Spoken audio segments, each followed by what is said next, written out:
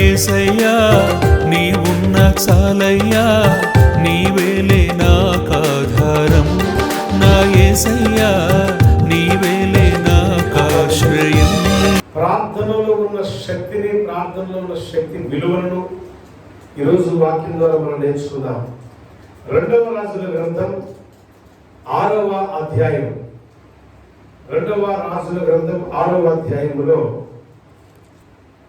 భక్తుడైన ఎలీషా ఆయన ప్రార్థన జీవితం ఎంత గొప్పదో కనబడుతుంది. ఇక్కడ భక్తుడైన ఎలీషా తన యొక్క ప్రార్థన జీవితంలో ఎంత గొప్ప అద్భుతమైన కార్యములు దేవుడు చేశాడు అంటే, ఒక రాజ్యాన్ని దైవజనుడు చేసిన ప్రార్థన అనేక మారులు శత్రు రాజు అయినటువంటి సిరియా రాజు ఎలాగైనా సరే ఇశ్రాయేలు మీద చేయాలి పొందుకున్న రాజ్యాన్ని ఆక్రమించాలి అనుకున్న సిరియా రాజు యొక్క అంతఃపురములో రహస్యంగా జరిగే యుద్ధ తంత్రాలను ఎలీషా భక్తుడు తన యొక్క ప్రార్థన శక్తి ద్వారా తెలుసుకోగలిగాడు. అంటే ప్రార్థన రహస్యమందు దాచబడిన వాటిని కూడా బయలుపరుస్తుంది. ప్రార్థన సీక్రెట్ అంటే ప్రార్థనకు ఏ సీక్రెట్ అనేది ఉండదు, అది బయలుపరచబడుతుంది. అంటే నో సీక్రెట్. ప్రార్థన చేస్తే చాలు రహస్యాలు, మన మీద ఒకవేళ శత్రువు కానీ మన మీద శత్రువులైన వారు ఎటువంటివి ఏం చేస్తున్నారో కూడా దేవుడు ప్రార్థనతో బయలుపరుస్తాడనేది ఇక్కడ చాలా అద్భుతంగా కనపడుతుంది. ఎందుకు సంఘాలలో, ఎందుకు మన ఆత్మీయ జీవితాల్లో ఉపవాస ప్రార్థనా దీక్షలు చేపట్టాలి అంటే చాలా కారణాలను. ఉపవాసం వల్ల జరిగే మేలు, మంచి ప్రయాణం కోసం ఇశ్రాయేలు ప్రజలు ఉపవాసం ఆచరించారు. మంచి ప్రయాణం కోసం బబులోను నుండి పాలు తేనెలు ప్రవహించే యెరూషలేము వరకు కూడా మరి మంచి ప్రయాణం, క్షేమకరమైన ప్రయాణం, శత్రువుల దాని నుంచి సంరక్షించే ప్రయాణం, గొప్ప ప్రయాణం కోసం ఆనాడు నెహెమ్యా కానీ ఎజ్రా కానీ వీళ్ళు గొప్ప ప్రయాణం చేయడం కోసం ఉపవాసం ఆచరించారు. ఇంకా ఒక అడుగు ముందుకేస్తే భక్తుడైన యెషయా ద్వారా దేవుడు మాట్లాడుతున్నాడు. ఉపవాసం ఆచరించే విధానం, ఉపవాసపు పద్ధతులు ఎలా ఉంటాయి, ఏ ఉపవాసం అయితే దేవునికి ఇష్టంగా ఉంటుందో ఆ ఉపవాసం గురించి ఆయన చెప్తాడు. అదేవిధంగా మనం చూస్తే యేసుక్రీస్తు ప్రభువారు 40 రాత్రులు 40 పగళ్ళు ఆయన ఉపవాసం చేసినట్టు, పాత నిబంధన గ్రంథంలో మోషే భక్తుడు 40 రాత్రులు 40 పగళ్ళు ఉపవాసం చేసినట్టు, అదేవిధంగా ఉపవాసం ద్వారా వాళ్ళు పొందుకున్న అనేక మేలు గతంలో మనం నేర్చుకున్నాం. ఈరోజు ఈ ప్రార్థన ద్వారా మనం నేర్చుకోబోతున్నది ఏంటంటే, రహస్యం అనేది బట్టబయలవుతున్నది. ప్రార్థన చేస్తే రహస్యాలు ఏమైనా ఉన్నా, ఎటువంటి రహస్యాలు ఉన్నా అవి బయలుపరిచే దేవుడై ఉన్నాడు మన దేవుడు. దేవునికి స్తోత్రము కలుగును గాక. నీ జీవితంలో వ్యాపారం ఎందుకు వృద్ధి చెందటం లేదని, నీ యొక్క వ్యవసాయ జీవితంలో నువ్వు వేస్తున్నావు, వ్యవసాయం చేస్తున్నావు, పంటలు వేస్తున్నావు, పంటలు సరిగా పండక ఇంటికి ఎందుకు రావడం లేదు, ఆ యొక్క పంటలు అభివృద్ధి చెందలేకపోవడానికి గల కారణాలు, చాలా కారణాలు మనం వెతికితే మన జీవితంలో ఎందుకు ఈ పని జరగటం లేదు, ఎందుకు ఈ పని నా జీవితంలో ఆలస్యం జరుగుతుంది అని ప్రతి ప్రశ్న, ప్రతి మనిషి జీవితంలో ఒక్కొక్క ప్రశ్న. అంటే భోజనాల దగ్గర నుంచి రాత్రి కాలం పడుకునే వరకు కూడా, ఉదయకాలం నుంచి టిఫిన్తో మొదలై రాత్రి భోజనం, తర్వాత పడుకునే లోపు ఏదో ఒకటి, ఒక సమస్య. ఎందుకు నాకు ఆరోగ్యం సరిగా లేదు, ఎందుకు నా పరిస్థితి బాగోలేదు అనేది ఒక్కొక్కరి జీవితంలో ఒక్కొక్క ప్రశ్నలు ఉంటాయి. ఎందుకు నా బిడ్డకు వివాహం జరగటంలా, ఎందుకు నా బిడ్డ చదువుకున్న ఉద్యోగం రావడంలా, ఎందుకు వ్యాపారంలో అభివృద్ధి లేకుండా పోతుంది, ఎందుకు వ్యవసాయం ఇలా అయిపోతుంది, ఎందుకు ఆరోగ్య పరిస్థితి ఇలా అయిపోతుంది, ఎందుకు చదువులో నా పిల్లలు ఇలా ఉంటున్నారు, ఎందుకు అనే ప్రతి ప్రశ్నకు సమాధానం ఒకటే, ప్రార్థన ఉంటే అన్ని విచ్ఛిన్నమైపోతాయి. దేవునికి స్తోత్రం, హల్లెలూయా. నీ జీవితంలో ప్రార్థన లేదా, ప్రార్థన లేకపోతే ఏం జరుగుతుందో తెలుసా? నీ లైఫ్లో ప్రార్థనే నీకు కుటుంబంలో నీ కుటుంబంలో ప్రార్థన లేకపోతే ఏది జరగదు. ప్రార్థన ఉంటే ఏదైనా నువ్వు సాధించగలుగుతావు. ఇదే వాక్యం సెలవిస్తున్నది. ఇక్కడ సిరియా రాజు కన్ను ఇశ్రాయేలు రాజ్యం మీద పడింది. ఇశ్రాయేల్ రాజుని ఎలాగైనా ఓడించాలని రహస్యంగా మంత్రాలు జరుపుతూ తన యొక్క సేవకులను ఆ యొక్క మంత్రులందరూ కూడా సమావేశపరిచి, సైన్యాధ్యక్షులు సమావేశపరిచి, ఫలానా ప్రాంతానికి మనం వెళ్తే ఇశ్రాయేల్ రాజు అక్కడికి వస్తాడు, ఖచ్చితంగా ఆయన ఓడించవచ్చు, రాజ్యాన్ని చేజిక్కించుకోవచ్చు, ఆ రాజ్యంలో సకల విధాలైనటువంటి ఆశీర్వాదాలు, సకల విధాలైనటువంటి శ్రేష్టమైన వాటన్నింటిని కూడా మనం పొందుకోవచ్చు అని ఒక కుట్రపూరితమైన ఆలోచన చేస్తున్నప్పుడల్లా సిరియా రాజు ఏ ఆలోచన అయితే చేశాడో తక్షణమే ఆలస్యం లేకుండా ఆయన ఆలోచన చేస్తున్నాడంట. ఆలోచన చేసినప్పుడల్లా ఇశ్రాయేల్ రాజుకి రహస్యాలన్నీ కూడా ఎలీషా ప్రవక్త చేరవేస్తూ ఉన్నాడు. రాజా, నువ్వు పలానా ప్రాంతానికి నీ సైన్యంతో ఒకవేళ వెళ్తావేమో, వెళ్ళబాక.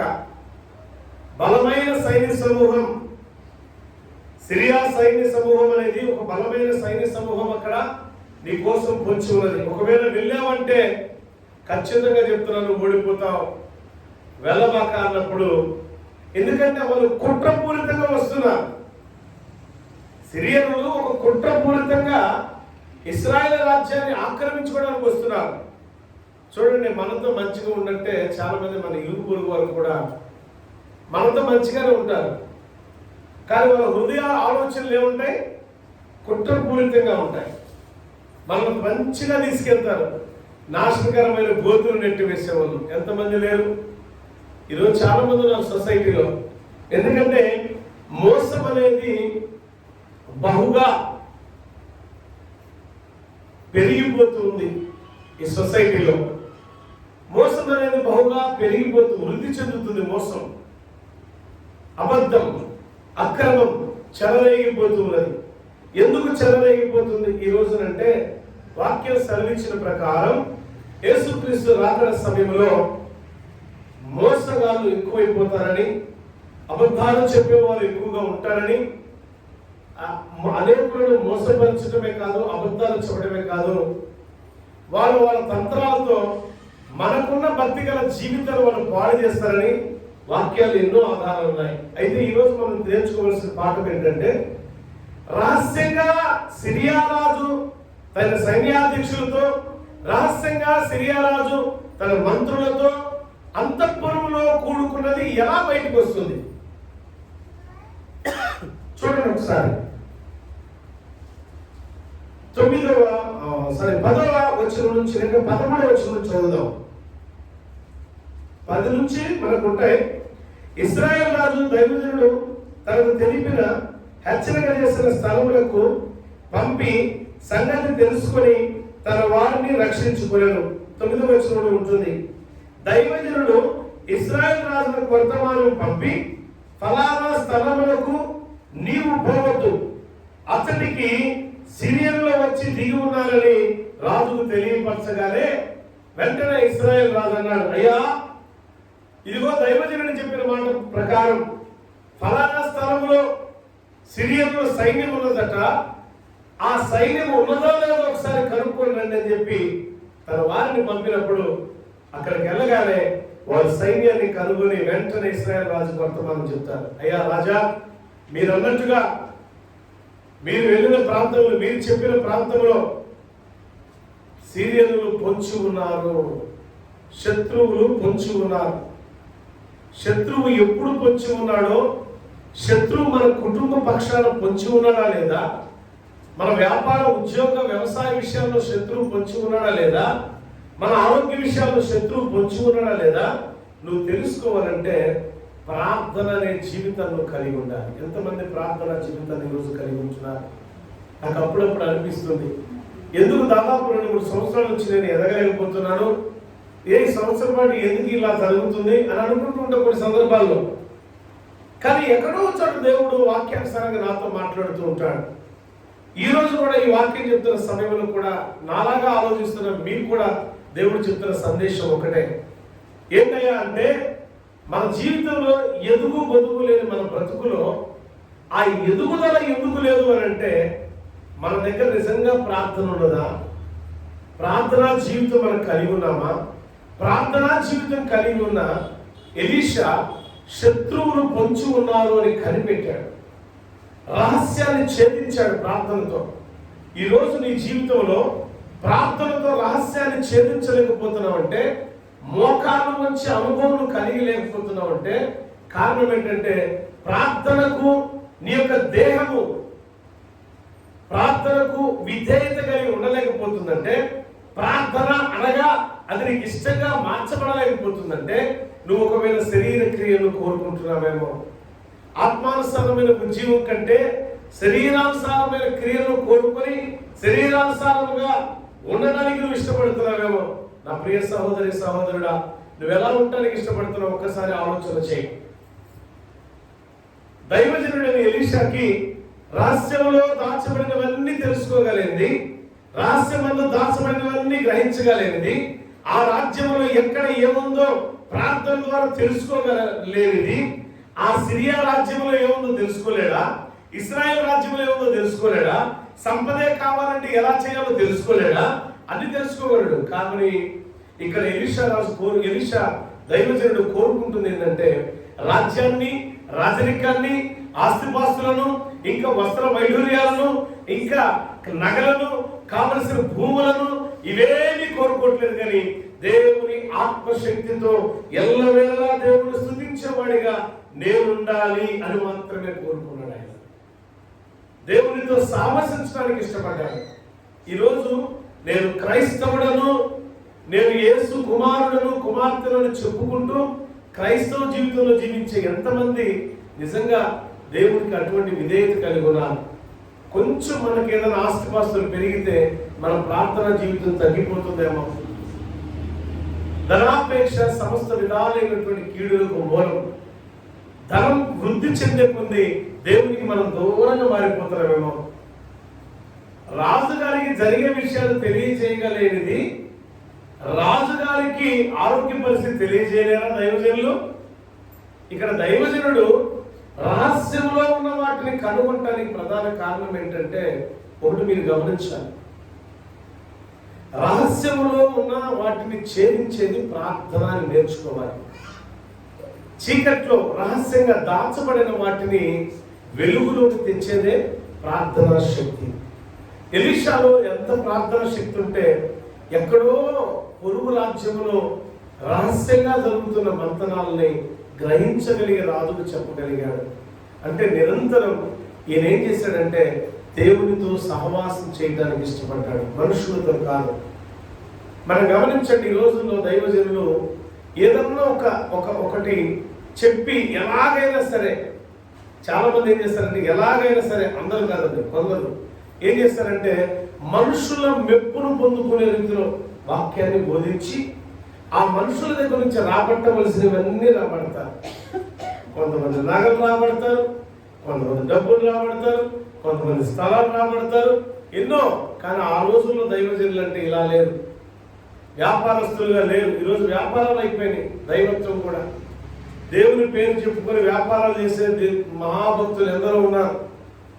దేవుని పేరు చెప్పి దేవునికి అవమానకరంగా వారు బతుకుతున్నారు అనే విషయాన్ని కూడా గ్రహించలేకపోతున్నారంటే వాళ్ళు గుడ్డివారు ఉన్నారా, లేక కనులు ఉండి గుడ్డివారు ఉన్నారా, కనులు లేక నిజంగానే కనులు మూయబడిన గుడ్డివారు ఉన్నారా?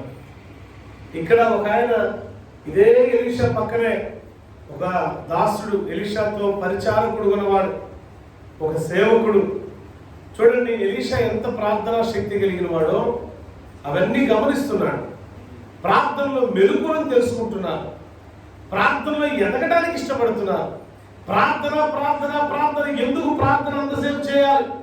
ప్రార్థన చేసే కొద్ది మనలో రూపం మారిపోతూ ఉంది. ప్రార్థన మన రూపాన్ని మార్చివేస్తుంది, ప్రార్థన మన జీవితాన్ని మార్చేస్తుంది, ప్రార్థన మనకు రక్షణగా మారుతుంది. రక్షించడానికి, నిన్ను నన్ను మన కుటుంబాన్ని రక్షించడానికి ఓ పెద్ద కోటగా దావీదు అంటాడు, నా కొండ, నా కోట, నా ఆశ్రయదుర్గమా అంటాడే. ప్రార్థన ఒక పెద్ద కొండగా పర్వతంగా మనకు ఉంటుంది అండగా. ప్రార్థన జీవితం ఒక పెద్ద రాజుగారి కోట, పెద్ద పెద్ద ఆ ప్రాణి కూడా చూస్తే ఇదివరకు కోట గుమ్మాలు పెద్ద ఉండేవి, రక్షణ దుర్గాలు ఉంటాయి. అంటే ఈ రక్షణ దుర్గం ఎలా వచ్చిందంటే కేవలం ఒకటేనండి, ప్రార్థన ద్వారానే ఉంటుంది. ప్రార్థన లేకుండా రాదు. నువ్వెంత భయము భక్తి కలిగిన వాడు వలె టాప్ టు బాటమ్ తెల్లగా వస్త్రాలు వేసుకొని శుభ్రంగా తయారై చక్కగా ఆరాధించి దేవుణ్ణి కలుసుకుని ప్రార్థన చేసి గొప్పగా కన్నీళ్ళు వచ్చినా రాకపోయినా ఎట్టగట్ట ప్రార్థన చేసి కన్నీటి ప్రార్థన లాగా నువ్వు వచ్చినంత మాత్రాన దేవుడు నిన్ను అంగీకరిస్తాడు అనుకుంటే పొరపాటే. యథార్థమైన భక్తి గల జీవితంలో జీవించాడు అంటే యేసు ప్రభువు వారు ఒక అద్భుతమైన మాట మాట్లాడతారు మత్తయి సువార్తలో. అడుగుడి మీకు ఇవ్వబడును, తట్టుడి తెరవబడును. ఈ వాక్యము ఎవరి కోసం చెప్పాడు తెలుసా? ఆయన అనుచరులకు, అంటే ఆయన ఫాలోవర్స్ కు, ఆయన వెంబడించే వారికి. యేసును వెంబడిస్తుంట నువ్వు అడిగిన ప్రతిదీ దేవుడు ఇచ్చేస్తాడు. యేసును నిజంగా నువ్వు వెంబడిస్తే నీ దగ్గర ప్రార్థన శక్తి ఉండిద్దంక. యేసుని నిజంగా నువ్వు వెంబడిస్తే నీ దగ్గర ప్రార్థన బలం నీలో ఉంటుంది. ఎక్కడైతే ప్రార్థన ఉండదో అక్కడ అంధకారం అలుముకుంటూ ఉండింది. ఎక్కడైతే ప్రార్థన ఉండదో అక్కడ చీకటి కార్యాలు విస్తృతమైపోతూ ఉంటాయి. ఎక్కడైతే ప్రార్థన బలం ఉండదో అక్కడ దెయ్యపు కార్యాలు వృద్ధి చెందుతూ ఉంటాయి. ఎక్కడైతే ప్రార్థన శక్తితో బలవంతులుగా నింపబడతారో అక్కడ చీకటి పారిపోతూ ఉంటుంది. దుష్టుడు ఎవరు తరమకుండా పారిపోతాడని లేఖనం మీదిగా చెప్పింది. అందుకే నీ కుటుంబం చీకటిమయమైపోయిందా? చీకటిమయమైపోయిన కుటుంబాలు ఎలా ఉంటాయి అంటే శాంతి ఉండదు, సమాధానం ఉండదు, రోగాలు పాలవుతాం, ఆర్థిక వ్యవస్థ చిన్న భిన్నమైపోతుంది, భయంకరమైన పరిస్థితులు. ఇప్పుడు వస్తూ పాస్టర్ గారు నేను కారులో అనుకుంటూ ఉన్నాను, నేను అన్నా దేవుడు మహాకృప ఎంతో గొప్పగా చూపిస్తున్నాడు మన పట్ల. దేవుని కృప ఆవరిస్తే, నిజంగా చెప్తున్నా, దేవుని బిడ్డలైన మీ అందరికీ చెప్తున్నా, దేవుని కృప మనల్ని ఆవరిస్తే మనకి ఏ కొదువ లేకుండా దేవుడు మనం చేస్తాడు. కృప ఆవరిస్తే, కృప విస్తరించే కొద్దీ, కృప ఆవరించే కొద్దీ అద్భుతాల వెంట అద్భుత కార్యాలు మన గుమ్మంలో ఉంటాయి. దాచి ఉంచుతాడు దేవుడు. మన యొక్క ఆశీర్వాదాలు ఎదురు చూస్తుంటాయి మన కోసం. ఎప్పుడు మనం స్వీకరిస్తామా వాటిని? ఇవన్నీ ఎవరి దగ్గర ఉంటాయి అంటే కృప ఆవరించాలని దేవుడు ఉండాలని నీ దగ్గర ప్రార్థన ఉండాలి. ప్రార్థన ఉంటే చాలు. మన జీవితంలో ఏముండకల్లా ధనధాన్యాలు కాదు ముందు ముఖ్యం, నీకు కావాల్సింది. మనం అనుకుంటాం భలేవాడు పాస్టర్ గారు, ఇంట్లో బియ్యం లేకుండా ఎట్టా, మనం తిండి ఎట్లా అని. ఆకాశం ముందు పక్షులు చూడు, అవి విద్యుత్తులుగా నాటు వేస్తున్నాయా, పంట కోస్తున్నాయా? అవి పోషించగా లేనిది దేవుడు మనల్ని ఎందుకు పోషించలేడు? ఒకరోజు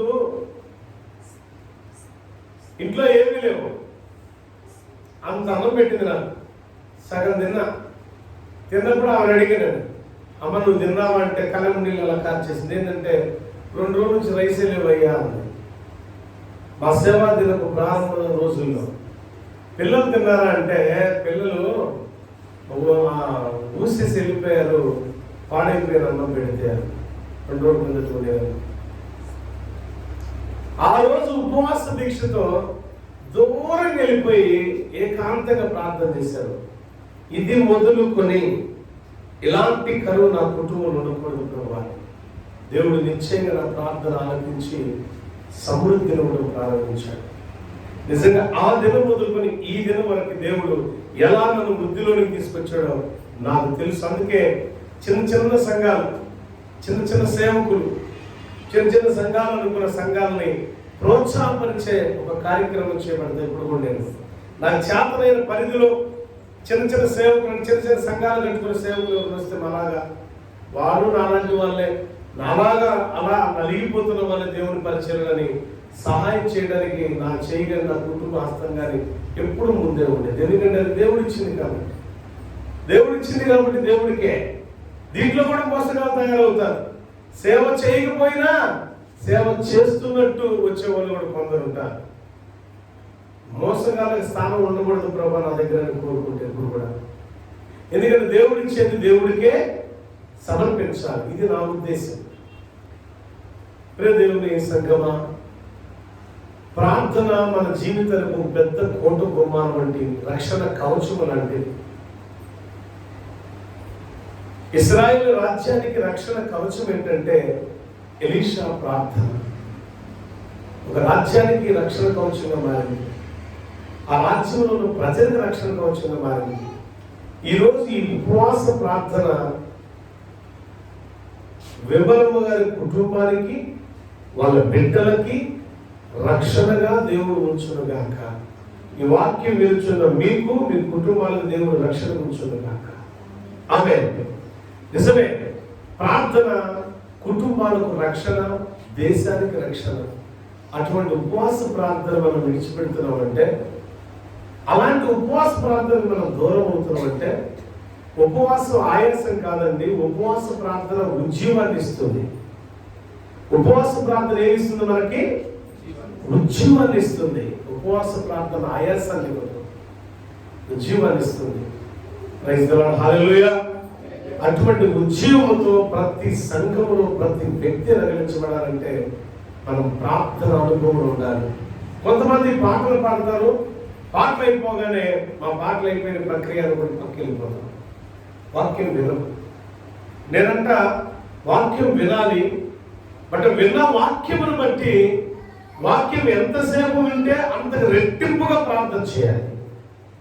ఒకవేళ ఈ వాక్యం అర్ధగంట సేపు ఉందా, ఈ వాక్యం 40 నిమిషాలు ఉందా, ఈ వాక్యం 45 నిమిషాలు ఉందా, అదే సమయానికి రెట్టింపుగా, కనీసం ఒక 5 నిమిషాలు 10 నిమిషాలు రెట్టింపుగా నువ్వు ప్రార్థనలో గడిపి చూద్దాం నీ ముఖం ఎంత తేజస్వంతంగా ఉంటుందో. నేను ఒక దినం ప్రాంతానికి వెళ్ళాను. తల్లిదండ్రులు ఎవరు లేరు, ఒక సహోదరికి ఎవరొస్తున్నారు బిడ్డ. అక్కడికి వచ్చింది ఆ మీటింగ్కి. అంకుల్ మీ వాక్యాలు ఎప్పుడు వింటా ఉంటారని చెప్పి మాట్లాడేది. సరే తల్లి, మంచిది అన్న. అంటే అసేవకుడు ఆ బిడ్డ చేత ఆరాధన చేయించాడు. అన్ని జాతుల నుంచి వచ్చిన బిడ్డ ఎంత గొప్పగా ఆరాధన చేసిందంటే నిజంగా నేను I felt very happy because of the worship. ఆ ఆరాధనకి నా హృదయం ఎంతగానో పులకించిపోయింది. ఆ బాగా ఆనందపడ్డా నేను. తర్వాత అక్కడికి వచ్చారు కొంతమంది సేవకులు వచ్చారు. వాళ్ళు కూడా అయ్యగారు చాలా మంచి వాక్యం అందించారు, మా మందిరానికి కూడా ఒక్కసారి మీరు టైం ఇస్తే మేము ఏర్పాటు చేసుకుంటాం.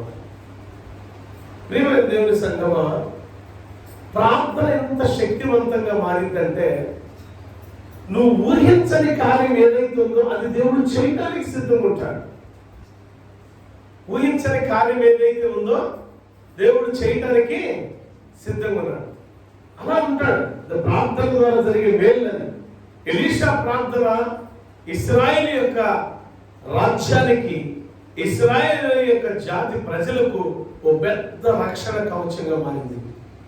నీ ప్రార్థన నీ కుటుంబానికి రక్షణ ఉండాలా, నీ ప్రార్థన నీ సంఘానికి రక్షణ ఉండాలా, నీ ప్రార్థన నీ దేశానికి రక్షణ ఉండాలా. ప్రార్థన లేని క్రైస్తవుడే కాదు. ప్రార్థన లేని జీవితాలు క్రైస్తవత్వంలో ఉన్నామన్నా అది అబద్ధంతో సమానం. నువ్వైనా నేనైనా ఒక్కోసారి ఈరోజు ఇప్పుడే జస్ట్ నాకు ఫోన్ కాల్ చేశాను ఒక ఆయన, ఏం బ్రదర్ ఎప్పుడు ప్రేయర్ అంటారు, అసలు ఇంతన్నా మీకు రెస్ట్ ఉండదా అని అంటున్నాడు. నిన్న కృష్ణా జిల్లా ఎక్కడ మారుమూల ప్రాంతం, అక్కడి నుంచి మళ్ళీ గుంటూరు జిల్లాలో ఒక 2 ప్లేసుల్లో, మొన్న ఒక 2 ప్లేసుల్లో అలసట లేదు, పరుగులు పరిగెత్తుతూనే ఉన్నా నేను. పరిగెత్తి రాత్రికి వచ్చేసరికి ఎంత అలసిపోతున్నానో అది దేవునికి మాత్రమే అర్థమైంది. అలసిపోయి అలా పడుకున్న వెంటనే నిద్ర పట్టింది నాకైతే మాత్రం. కొంతమంది నిద్ర పట్టకి ఇటు కొట్టుకులాడుతూ ఉంటారు. నాకు 5 మినిట్స్ చాలు, నిద్రపోతున్నా అని మనసులో అనుకుంటే చాలా నిద్ర వచ్చేసింది. మళ్ళీ పగలటానికి లేవాలి అనుకుంటే అడ్డానికి లేగుతుంది. ఆటోమేటిక్ గడియారం లాగా మీరేమో అలారం పెట్టుకుని కొయ్యి కానీ ఎదుటి డిస్టర్బ్ చేస్తూ ఉంటారు. నేను 4 గంటలు ఎగవాలనుకుంటే దేవుడు 3:30కి లేపు కూర్చోబెడతాడు. అబ్బాయి నువ్వు 4 గంటలు బయటకు వెళ్తున్నావు కదా, ఇది 3 అయింది టైంలే అంటాడు. ఆ 3 అయింది కానీ మళ్ళీ పడుకుంటా.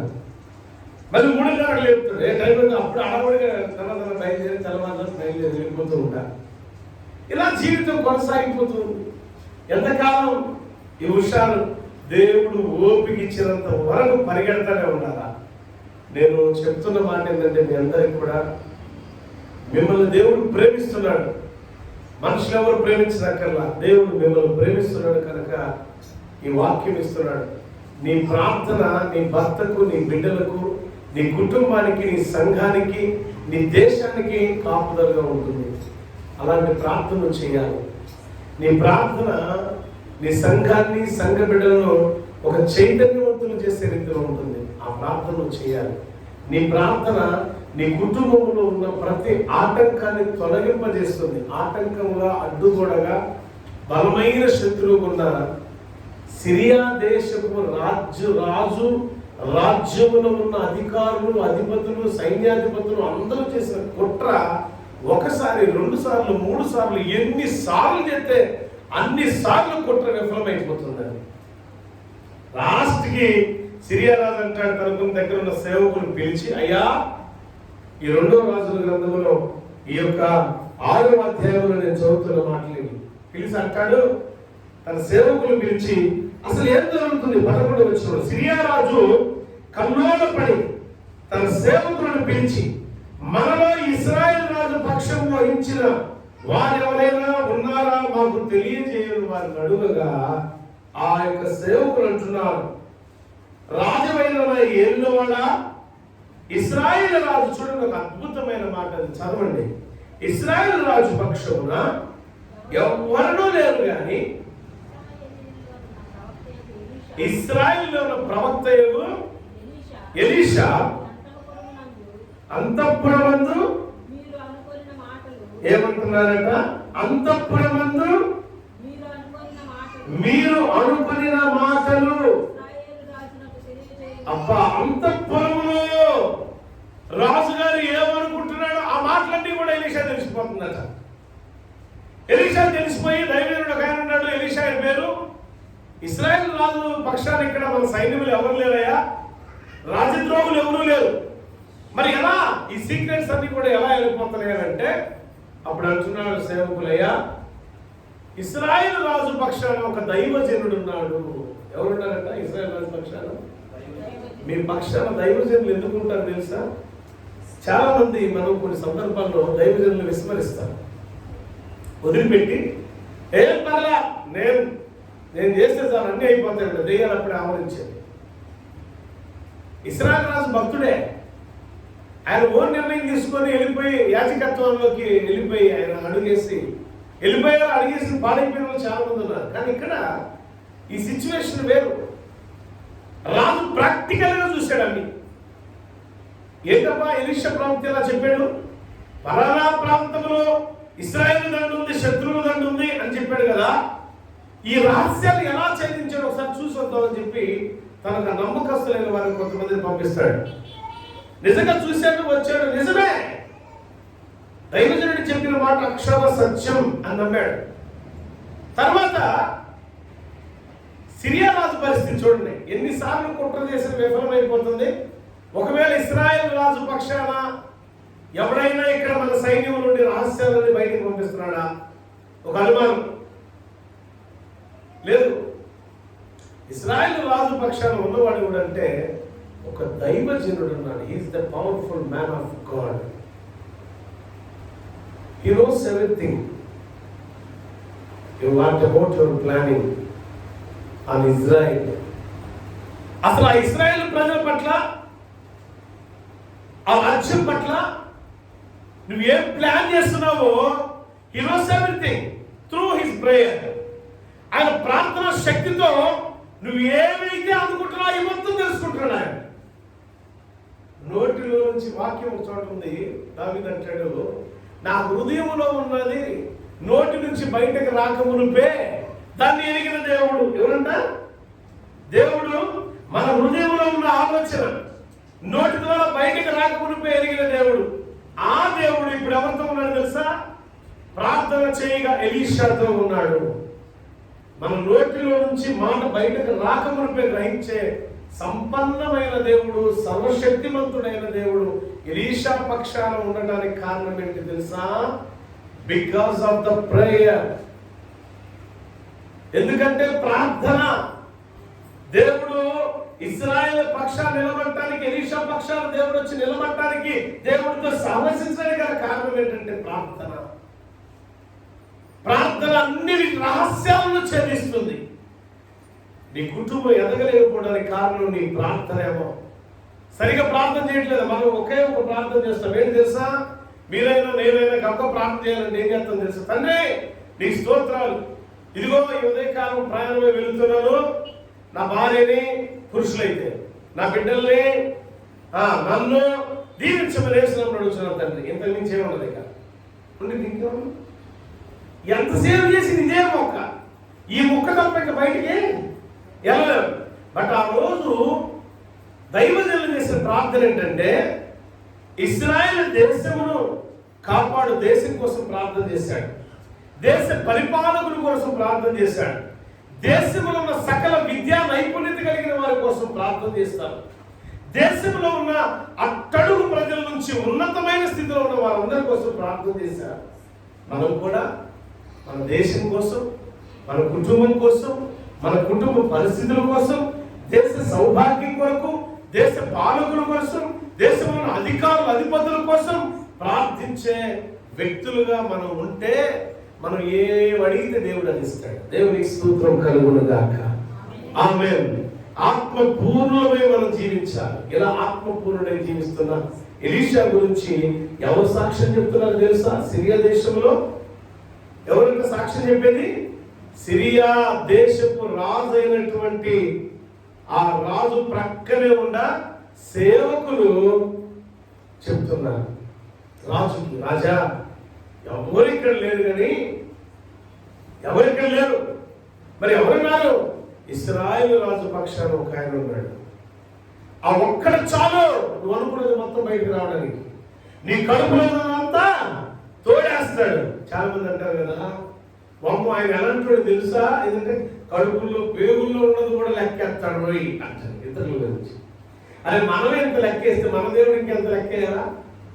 నువ్వు ఎదుటోడు లోపల ఏముందో మొత్తం నువ్వు గ్రహించేవాడు, దానిని గ్రహించేవాడు నువ్వైతే అసలు నీలో ఏముందో గ్రహించేవాడు నా దేవుడు. అది గుర్తుంచుకోవాలి. దేవునికి స్తోత్రం. హల్లెలూయా. ఈ మాట చెప్పగానే సిరియా రాజు కోపం వచ్చింది. ఎవడు అంటే ఇదిగో ప్రవక్త అయిన ఎలీషా. చూడండి, ఆయన దోతానులో ఉన్నాడు అనే మాట, దోతాను అనే ప్రాంతంలో ఎలీషా ప్రవక్త ఉన్నాడు అనే మాట చెప్పగా, ఆ దోతానులో పర్వతం మీద అంటే కొండ మీద ఆయన నివాసం చేస్తున్నాడని చెప్పినప్పుడు సైన్యాన్ని పంపిస్తాడు సిరియా రాజు. నేను క్లోజ్ చేస్తున్నాక సిరియా రాజు సైన్యాన్ని పంపిస్తే పెందరగడనే లేచిన సేవకుడు చూసి, నా ఏళ్ళవాడా దైవజనుడా, ఇంకేముంది, పొద్దున్నే లేవగానే బయటికి రాగానే చూస్తే చుట్టూ సైన్యం, రాత్రికి రాత్రి సైన్యం వచ్చి ఎలీషా ప్రాంతం అంతా చుట్టుముట్టున్నారు. ప్రియులారా, శత్రువు రాజులు బలంగా ఉన్నారు అక్కడ. కానీ ఎలీషా పక్షాన కొండ మీద ఎవరున్నారంటే ఎలీషా తనతో ఉన్న పరిచారకులు. ముఖ్యంగా చెప్పాలంటే వారందరికీ తెలియని విషయం ఏంటంటే ఎలీషాతో దేవుడు ఉన్నాడు. దేవునికి స్తోత్రం. హల్లెలూయా. ఇప్పుడు సిరియా రాజు తన సైన్యాన్ని ఎవరి మీద పంపించాడు? ఇప్పుడు ఎవరి మీద కమ్మా? ఎలీషాని పట్టుకురమ్మని పంపించాడు. కానీ ఎలీషా దగ్గర ఎవరున్నారు? ఇప్పుడు దేవుడు ఉన్నాడు. ప్రార్థన చేస్తే నీ దగ్గర దేవుడు ఉంటాడు. శత్రువు నిన్ను అంతమందించడానికి వస్తుంటే ఆ దేవుడు నీతో ఉన్నాడు కాబట్టి శత్రువులు ఊరకని అలా తుడిచివేస్తాడు. అంతే. ఎలీషాతో ఎవరున్నారు తెలుసా? దేవుడు ఉన్నాడు. దేవుడు ఉన్నాడనే విషయాన్ని ఆ పక్కనున్న పరిచారకుడైన సేవకుడు కూడా గమనించాలి. కారణం ఏంటంటే ఆ సేవకుడు ఆత్మనేత్రాలు తెరవబడాల. ఈ సేవకుడికి, ఈ పరిచారకుడికి, ఎలీషా దగ్గర ఉన్న పరిచారకుడు అసిస్టెంట్ పాస్టర్ గారు ధనం పుట్టుకొస్తుంది. శత్రువులు వచ్చి మీద పడుతున్నారు. దైవజనుడా ఏంటి పరిస్థితి అంటే, ఒక పిచ్చోడా మన పక్కనే ఎవరున్నారు నీకు తెలియట్లా అని ఒక అద్భుతమైన మాట అంటాడు. చూడండి 16వ వచనంలో, కాదమ్మా 16 నుంచే చదువు. అతడు భయపడవద్దు, మన పక్షమున దైవజనుడైన ఎలీషా ప్రత్యుత్తరం ఇస్తున్నాడు తన దాసుడికి. భయపడాల్సిన పనిలే. అంటే శత్రువు ఎంత పెద్దవాడైనా సరే, శత్రువు ఎంత బలవంతుడైనా సరే భయపడాల్సిన పనిలా. దేవుడు మనతో ఉన్నాడు. నీ శత్రువు ఎంత బలమైన వాడైనా, నీ శత్రువు ఎంత గొప్పవాడైనా కావచ్చు, నువ్వు ప్రార్థన శక్తి పూర్ణుడవై ఉన్నట్లయితే నువ్వు భయపడాల్సిన పనిలా. దేవుడికి చెప్తున్నమాట. ప్రార్థన నీలో ఉంటే, ప్రార్థన శక్తి, ప్రార్థన బలము, ఆత్మాభిషేకము నీవు నింపబడిన వ్యక్తిగా ఉన్నట్లయితే దేనికి నువ్వు భయపడాల్సిన పని. ఎందుకు తెలుసా? నీతో ఉన్నవాడు గొప్పవాడు. అప్పుడు చెప్తున్నాడు, అయ్యా శత్రువులు ఎంత గొప్పకున్నారు చూడండి. ఇక్కడ దాసుడు చెప్తున్నాడు, మన పక్షాన ఉన్న వారి కంటే వారి పక్షాన ఉన్నవారు అధికమైన ఉన్నారు. మన దగ్గర ఎంతమంది ఉన్నారా? మనం అనుకున్న తిప్పి కొడుతూ 10 మంది 20 మంది ఉన్నారు పరిచారకులు ప్రార్థన చేసుకోవడానికి ఇక్కడ. కానీ వాళ్ళ శత్రువుల పక్షాన ఉన్న వారు అధికమైన సంఖ్యలో ఉన్నారు.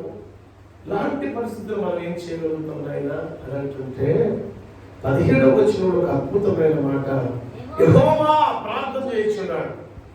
ప్రార్థన చేస్తున్నాడు ఎలీషా. యెహోవా వీరు చూచినట్లు దయచేసి వీరి కండ్లను తెరవమని ఎలీషా ప్రార్థన చేయగా ఆ పనివాడు కండ్లు తెరవజేశారు. కనుక వాడు ఎలీషా చుట్టూ పర్వతము అగ్ని గుర్రముల చేత రథముల చేత నిండి ఉండుట చూశారు. దేవునికి స్తోత్రం. హల్లెలూయా. ప్రార్థన, ఎలీషా ప్రార్థన ఏమైంది తెలుసా? మన శత్రువుల కంటే బలమైన సైన్య సమూహం మన పక్షాన చేరిందొచ్చి ఆ శత్రువులను తుదముట్టించడానికి వచ్చిన సైన్య సమూహం ఎటువంటి వారంటే అగ్ని రథాల మీద వచ్చారు. పరలోకపు సైన్యం దిగి వచ్చింది. ఎవరి పక్షాన యుద్ధం చేయడానికి? దేవుని పక్షాన. దేవుడు ఎందుకు ఎవరి పక్షాన యుద్ధం చేయడానికి వచ్చాడు? ఎలీషా పక్షాన. నీ పక్షాన దేవుడు యుద్ధం చేయాలంటే ఈ ఉపవాస ప్రార్థన దీక్ష ద్వారా, ఉపవాస ప్రార్థన అనుభవం లోతుల్లోనికి నువ్వు నడిపించబడే కొద్దీ, ఆత్మాభిషేకంతో నువ్వు నింపబడే కొద్దీ, దేవునితో దగ్గరగా ఉండే కొద్దీ అగ్ని రథాలు నీ పక్కన వచ్చి నిలబడతాయి, నేను గెలిపించుతాను. దేవుని స్తోత్రం. హల్లెలూయా. దేవుడు మనల్ని గెలిపించేవాడు. దేవుడు మనల్ని ఎప్పుడు ఓటమి పాలు చేయడం జ్ఞాపకం చేసుకోండి. ఓటమి పాలు చేయాలని చేసేది అపవాది. మన దగ్గర ఉన్న లూజ్ ఏంటి చెప్పమంటారా? లూజ్ ప్రతి విశ్వాసంలో ఉంటుంది. ఏంటంటే కొంచెం బలంగా ప్రార్థన చేసినప్పుడు, అక్క ఈ రోజు నువ్వు భలే ప్రార్థన చేస్తావు అనగానే వెంటనే ఈ ప్రార్థన ఎంత బలంగా, ఎంతెంత బలం అనుకుందాం, ఇంత బలం చేసిన ప్రార్థన తగ్గి వరకు ఎదగలిగింది. అంత బాగా చేసేవాళ్ళైతే అంటాం. నువ్వు బాగా ఆరాధన చేసావు అనుకో, ఎంత అద్భుతం చేసావు వెళ్ళిపోయిద్దాం. అంటే నీలాగా ఎవరు చేయలేరంటే చాలు. ఇక మన సంఘంలో నీలాగా ఎవరు చేయలేరు అంటే చాలు. దెబ్బకి మునగ చెట్టు చెప్తా ఉంటాం. అయ్యా నీలాగా డ్రమ్ము కొట్టే వాళ్ళు, నీలాగా తమల కొట్టే వాళ్ళు ఎవరు లేరు కదా. వాడికి తీసిపోతూ ఉంటాడు. ఎందుకు? మునగ చెట్టే కదా. ఎందుకు? ఇరిగి పడతారు. మునగ చెట్టే గుర్తుంచుకోండి. మిమ్మల్ని ఎవరైనా పొగుడుతుంటే మునగ చెట్టు అనుకోండి, ఆత్మానుసారమైన వాక్యంతో గద్దిస్తే వారు మీ మేలు కోరి మిమ్మల్ని హెచ్చిస్తున్నారని జ్ఞాపకం చేసుకోండి. దేవుని స్తోత్రం. హల్లెలూయా. ఆత్మానుసారమైన ఉద్యమంలో రగిలించబడితే, ఆత్మానుసారమైన ఉద్యమంతో మనం నింపబడితే అద్భుతాలన్నీ కూడా మన పక్కనే ఉంటాయి. ఎందుకు తెలుసా? యేసయ్య మన పక్కనే ఉంటాడు. ఎలీషా పక్కన ఉన్న దేవుడు నీ పక్కన ఉంటాడు. ఎలీషా పక్కన ఉన్న దేవుడు నీ పక్కన ఉంటాడు. ఎలీషా పక్కన ఉన్న దేవుడు నా పక్కన ఉంటాడు. ఎప్పుడు తెలుసా? ప్రార్థనలు లోతైన అనుభవం నడిపించబడతాడు. ప్రార్థన లేకుండా 2 పాటలు పాడి నామకాంతగా ఏదో ప్రార్థన చేసుకుంటే అది ప్రార్థన కాదక్క. ప్రార్థన అనేది దేవునితో బలమైన స్నేహం కలిగిన రీతిలో చేయాలి. ప్రార్థన దేవునితో బలమైన స్నేహ సంబంధం, దేవునితో బట్టి బలమైన సహవాసం మనం కలిగి ఉండాలంటే ఆ దేవుడు ఎంత పరిశుద్ధుడో మనం ఆ పరిశుద్ధత కలిగి ఉండాలి. పరిశుద్ధత లేకుండా ప్రభువుని ఎవడు కూడా చూడలేని వాక్య సత్యం. అంటే ఎలీషా ఆయన మనుష్యుడే, కానీ తన క్రమాన్ని మనం గమనించినట్లయితే తన ఆత్మీయ జీవితంలో ఒక క్రమాన్ని చక్కగా ఒక క్రమ పద్ధతిలో వెళ్ళాడు. దేనికి భయపడలా, దేనికి జంకల. ఆ శత్రువు వస్తాడు, నన్ను సమాధిస్తాడు, ఆ శత్రువు వస్తాడు, నన్ను అలా చేస్తాడు, ఇలా చేస్తాడు, ఎక్కడ దేనికి రాజీకి రాలా. ఎందుకు తెలుసా? దేవుడు నాతో ఉన్నాడు అంటే. ఎలీషాను కూడా ఏముందో చెప్పండి, దేవుడు ఏముంది ఇప్పుడు? దేవుడు ఎలాంటి వాడు? పరిశుద్ధుడు. ఎలీషాలో ఏముంది ఇప్పుడు? పరిశుద్ధత ఉంటేనే అడగగానే కళ్ళు తెరిచాడు అంతే. అయ్యా ఇదిగో ఈ నీ దాసుని యొక్క నేత్రాలు తెరువు అనగానే వెంటనే తెరవబడ్డాడు. అప్పుడు చూసాడు, తేరు చూడగానే వాళ్ళు నివాసం చేస్తున్న కొండ చుట్టూ ఏమని తెలుసా? అగ్ని రథాలతో పరలోక సైన్యం దిగొచ్చిందని దాని మీద యుద్ధం చేయడానికి. ఎవడొస్తాడండి? అగ్ని రథాలతో ఆ పరలోక సైన్యం వచ్చిందంటే ఇక్కడ ఎవడన్నా నిలబడి ఉంటాడేక పరలోక సైన్యం యుద్ధం చేయగలిసి బతికి బట్టగలిగేవాడు ఉంటాడా? అంటే ఎలీషా పక్షాన ఉన్న సైన్య సమూహం సిరియా రాజ్యములో ఉన్న సైన్య సమూహం కంటే 30 60 100 బలమైన సైన్య సమూహం. మనం ఉన్నాం ఆ బలమైన సైన్య సమూహం. వ్యత్యాసం ఉండదు. దేవుడు తెల్లకుండా ఒక రకంగా, నువ్వు ఆస్తి పాస్తులు బాగా సంపాదించు నిన్ను ఒక రకంగా దేవుడు చూసేవాడు కాదు. నిజమైన ఆత్మశుద్ధి కలిగిన ప్రతి ఒక్కరి పట్ల దేవుడు కనుదృష్టి ఉంటుంది. ఎలీషా ఆత్మశుద్ధీకరణ కలిగిన దైవజనుడు. ఈరోజు వాక్యం నేర్చుకున్న ప్రతి ఒక్క వ్యక్తి, స్త్రీ పురుషులు కానీ, విశ్వాసులు కానీ, సేవకులు కానీ, ఆత్మశుద్ధీకరణ అనేది క్రైస్తవ జీవితంలో మనకు కావాలి. ఎవరైతే ఆత్మశుద్ధీకరణ కలిగి ఉంటారో వారు పరిశుద్ధతకు యోగ్యులుగా ఉంటారు. అలాంటి యోగ్యత కలిగిన వాడు కాబట్టి ఎలీషా ప్రవక్త ప్రార్థన చేసి కన్నులు తెరవబడగానే కన్నులు తెరవబడ్డాయి. రహస్యమందు దాచబడిన నిధులు అంటే ఆ మాటలు కూడా దేవుడు ఎలీషాకు ముందుగా తెలియపరిచాడు. అటువంటి ప్రార్థనా శక్తితో ప్రతి ఒక్కరూ క్రైస్తవ జీవితానికి పరిపూర్ణమైన జీవితంలో మీరు అందరూ నడిపించబడాలని మనస్ఫూర్తి కోరుకుంటున్నాను. ఎలీషా ప్రార్థనా శక్తి వాక్యం విలుచున్న వారికి, మీకు అందరికి కూడా దేవుడు అనుగ్రహించిన దాకా. ఎలీషా ప్రార్థన ఇశ్రాయేలుకు రక్షణ, ఇశ్రాయేల్ ప్రజలకు రక్షణ, తన కుటుంబానికి రక్షణ, తనతో ఉన్న వారికి రక్షణ. నీ ప్రార్థన నీ కుటుంబానికి రక్షణ, నీ సంఘానికి రక్షణ, నీ దేశానికి రక్షణ. ఇది మర్చిపోవద్దు. ప్రార్థన చేయటం అంటే మన కలిగిన భార్య బిడ్డలు లేక భర్త బిడ్డల కోసమే ప్రార్థన కాదు, మన కోసం, మన కుటుంబం కోసం, సంఘం కోసం, మన దేశ పరిపాలకుల కోసం, మన దేశ సౌభాగ్యం కొరకు మనం ప్రార్థన చేయాలి. ఇంటి దగ్గర మనందరం కలిగి ఉన్నాం. ప్రార్థన శత్రువు యొక్క రహస్యాలు బయటకు తీసుకొస్తుంది. ప్రార్థన శత్రువుల నుంచి సంరక్షిస్తుంది.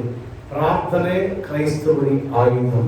ప్రార్థన లేకుండా ఆయుధాన్ని ఎంత వధిస్తుందో వేసినప్పుడు వెళ్ళిపోవాలి, పారిపో. ప్రార్థన మనకు ఆయుధం లాంటిది. ప్రార్థనకు పొదునైన ఆయుధం అలాంటిది. నువ్వెంత బలముగా ఎంత ఎక్కువగా ప్రార్థన చేయగలిగితే నీ ఆయుధానికి అంత మెరుగు వస్తుంది. సో ప్రార్థన జీవితంలో పొదునైన ఆయుధముగా మనం ఉందాం. ఇశ్రాయేలు ప్రజల సంరక్షణ కోసం తనను నమ్ముకొని ప్రక్కనే ఉన్న ప్రార్థన సహవాసపు గుంపు కొరకు ఎలీషా ప్రార్థన చేస్తే పరలోకపు సైన్య సమూహం వారి పక్షాన్ని నిలబడింది. నువ్వు ప్రార్థన చేసిన ఈ సంఘ పక్షాన పరలోకపు సైన్య సమూహం. ఎందుకంటే వాక్యం సెలవిస్తుంది, యెహోవా యందు భయభక్తులు గల వారి చుట్టూ ఆయన దూత కావలి నుంచి వారిని రక్షించునని. ఇక్కడ పరలోక సైన్య సమూహమే వచ్చింది ఎలీషా పక్షాన. కేవలం ఎలీషా ప్రార్థన. నీ ప్రార్థన నీ కుటుంబాన్ని, నీ సంఘాన్ని బాగు చేయను గాక, ఈ దేశాన్ని బాగు చేయను గాక. నీ ప్రార్థన శత్రువు యొక్క తంత్రాల నుంచి విడుదల కలిగేటట్టు చేయను గాక. ప్రార్థన అనే ఆయుధాన్ని సంధిద్దాం, శత్రువులు తరిమి కొడదాం. దేవుడి మాటలు దీవించుగాక. ఆమె ప్రార్థన చేసుకుందాం. మహాపరిశుద్ధుడా నీకు వందనాలు. ఈ వాక్యం వీక్షించిన నా ప్రియ అక్క చెల్లెలందరూ దీవించండి, నలుగురు దీవించండి, ప్రియ బిడ్డలందరినీ దీవించండి. కృపానీడలో వర్ధిల్ల చేయమని, ప్రతి విధమైన బలహీనత నుంచి ప్రార్థన అనే ఆయుధం ద్వారా సంధించబడినప్పుడు యేసు నామమున బలహీనతలు వెడలిపోవును గాక, యేసు నామమున అనారోగ్యం పారిపోవును గాక. యేసు నామమున ఆజ్ఞాపిస్తున్న ఈ ప్రార్థనలో ఏకీభవించిన ప్రతి ఒక్క బిడ్డ వారి వారి కుటుంబాల చుట్టూ, వారి దేశం చుట్టూ రక్షణ కవచం నీవు ఏర్పాటు చేసి సంరక్షించును గాక. దేవా సహాయం దయచేయి. అనారోగ్య పరిస్థితుల నుంచి విడుదల దయచేయి. మంచి ఆరోగ్యాన్ని దయచేయి. బిడ్డలు చదువుచుండగా మంచి జ్ఞానం దయచేయి. ఉద్యోగ ప్రయత్నాలు ఎందరైతే ఉన్నారో ఈ వాక్యం వినుచున్న ప్రతి బిడ్డను వారి ప్రయత్నం ఫలింప చేయబడును గాక. సహాయం దయచేయండి. వారి ప్రయత్నాల్లో ఉండదు వారి ప్రయత్నం ఫలింప చేయబడును గాక. ఆమె దీన దరిద్రమైన స్థితిలో ఉండి ఉన్నతమైన స్థితి కొరకు ఆత్మానుసారమైన ఉద్యమాన్ని రగిలింపజేసుకొని నీ వైపు చూస్తున్న ప్రతి బిడ్డను జ్ఞాపకం చేసుకొని వారి ఆశ మీరు నెరవేర్చి నీ కృపలో వారు వర్ధిల చేయబడి నీ సాక్షులను నిలబెట్టబడును గాక. ఆమె తెరవబడలేని నేత్రాలు తెరవబడును గాక. అంధకారంలో ఉండక నీ జీవిత వెలుగులు మమ్మల్ని నడిపించమని యేసయ్య శ్రేష్ఠ నామమున అడుగుచున్నాము తండ్రి. ఆమేన్. అందరి వందనాలు. God bless you all. దయచేసి గమనించండి, పాస్టర్ సహదేవ్ మినిస్ట్రీస్ ఇంటర్నేషనల్ ఈ యొక్క మినిస్ట్రీ యూట్యూబ్ సబ్స్క్రైబ్ చేయండి. కొత్త మెసేజ్ మీరు వినటమే కాదు, మెసేజ్ దయచేసి మీ అన్నదమ్ములకు, అక్క చెల్లెలకు, బంధువులకు, స్నేహితులకు ఫార్వర్డ్ చేయండి. మీరు బలపడిన రీతిలో వారు కూడా బలపడతారు. దేవుడు మిమ్మల్ని దీవించును గాక. మళ్ళీ ఇంకొక కొత్త మెసేజ్ లో కలుద్దాం. అప్పటి వరకు ప్రార్థన పూర్వకంగా. God bless you all. Bye.